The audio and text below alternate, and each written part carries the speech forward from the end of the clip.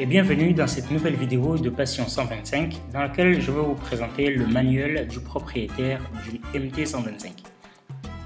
Je vais vous recommander de lire ce livre même si vous ne possédez pas une MT. Ça vous servira de base pour les motos 125 ou les motos en général.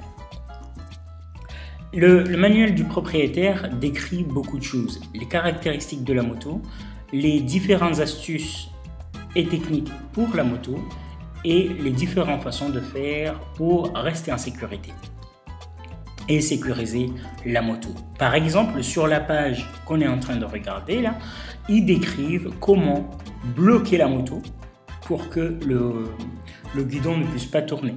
Ici par exemple, quand vous coupez le moteur, ça veut dire que vous le mettez en mode off, vous l'enfoncez un peu et vous tournez encore vers la gauche.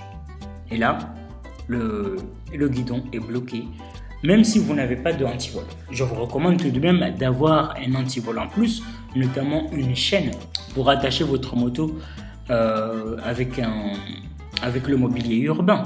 Mais ça, en connaissant cette astuce, vous bloquez en plus le guidon pour votre moto. Je vais donc revenir au tout début du manuel. On reçoit le manuel en fait quand on achète la moto, mais le manuel est aussi disponible gratuitement en téléchargement au format PDF. Je vais vous mettre le lien en dessous de la vidéo pour que vous puissiez vous aussi la télécharger. Ce manuel va devenir la référence pour notre chaîne. Il s'agit de notre Bible de passionnés de 125. Je suis bien sûr ouvert à d'autres manuels, notamment les gros cubes, pour voir s'il y a des grosses différences. Donc si vous avez acheté récemment une grosse moto, je serais curieux de recevoir le manuel en format PDF et je le lirai attentivement pour faire une petite comparaison entre les motos 125, notamment ici la MT125, et les gros cubes.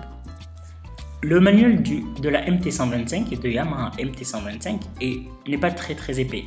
Si je défile le nombre de pages totales, ici on voit qu'il y a moins de 100 pages. La dernière page est la 98e.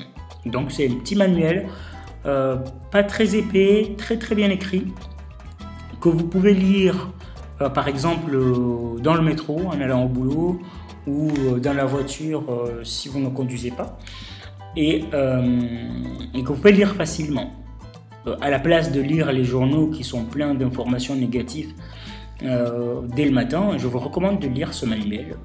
Voilà ce que je voulais vous présenter aujourd'hui, une petite vidéo très courte mais très utile pour le manuel du propriétaire. Ça vous servira de base pour les débutants. Et c'est toujours intéressant, même pour les confirmés, de lire entièrement. On découvre encore qu'il y a des petites astuces par-ci par-là qu'on n'avait pas pensé, qu'on n'a pas le réflexe d'utiliser. Merci d'avoir regardé cette vidéo. Je vous dis à très bientôt pour de nouvelles aventures.